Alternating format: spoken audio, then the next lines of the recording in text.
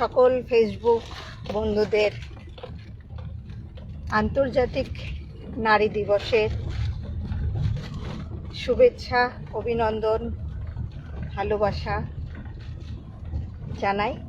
প্রত্যেক সদস্য শিল্পী যারা রয়েছেন জেগে ওঠো গৃহবধূ ট্রাস্টের, আপনারা প্রত্যেকেই জানেন আমি জেগে ওঠো গৃহবধূ ট্রাস্টের কর্ণধার। লাইভটা করা একটাই ইচ্ছা, শুধু নারী দিবস বলে নয়, নারী দিবস হওয়া উচিত প্রত্যেকটা দিন, নারীরকে সম্মান করা দরকার। কিন্তু বর্তমান পরিস্থিতিতে যেটা এখন দাঁড়িয়েছে, শুধুমাত্র আমরা পুরুষ শাসিত সমাজে থাকি মানে এই নয় যে শুধু পুরুষরাই আমাদেরকে নারীদেরকে সম্মান করবে। সম্মান একে অপরের পরিপূরক। যদি আপনি পুরুষকেও দেন, পুরুষও আপনাকে দেবে। তার থেকেও বড় কথা হচ্ছে সম্মান দেওয়াটা আর নেওয়াটা। দিলেই যে আপনি সেটাকে ক্যারি করতে পারবেন তা নয়, সবাই কিন্তু সম্মান ক্যারি করতে পারে না।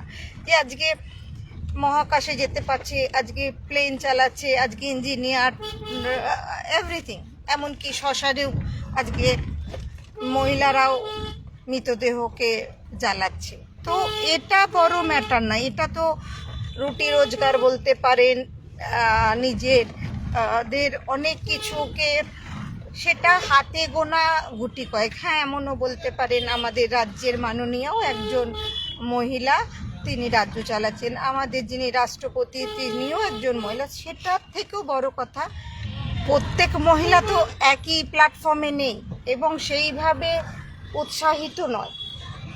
সব থেকে মহিলাদের যেটা সমস্যা, আমি মহিলাদের নিয়ে কাজ করি, তাদের ইচ্ছা শক্তিটা খুবই কম।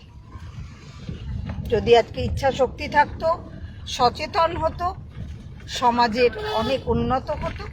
আর প্রত্যেক নারীর পেছনে জানবেন পুরুষ অবধারিত।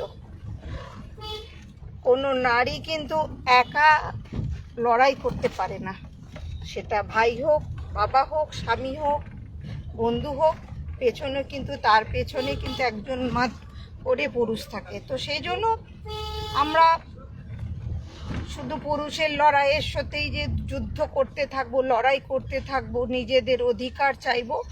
আমাদের মহিলাদের অধিকারটা সবসময় ন্যায়ের জন্য হবে। সেটা যে কোনো ক্ষেত্রেই হতে পারে, সেটা কর্মস্থলের জন্য হতে পারে, নিজের আত্মসম্মানের জন্য হতে পারে। আর গুটি কয়েক সমাজে কীটপতঙ্গ থাকে, কিছু ভাইরাস থাকে, তাদের জন্য ধরে দুষ্কর্ম হতেই থাকে। তো সেটাকে দিয়ে তো পুরুষ সমাজকে আমরা খারাপ বলতে পারি না। তা না হলে বাবা থাকতো না, স্বামী থাকতো না, ভাই থাকতো না, তাহলে আমরা একই জেন্ডারে আমাদের বিবাহ হতো। তো সেই জন্যই বলবো, আন্তর্জাতিক নারী দিবসের একটাই কথা বলবো, প্রত্যেক ফেসবুকে যারা রয়েছেন, যারা আমার ভিডিও দেখেন, আমার কমেন্টগুলো দেখতে থাকেন, আমার কাজকর্ম দেখেন, এটাই বলবো, ইচ্ছা শক্তিকে বাড়ান। আপনারা যে কোনো যার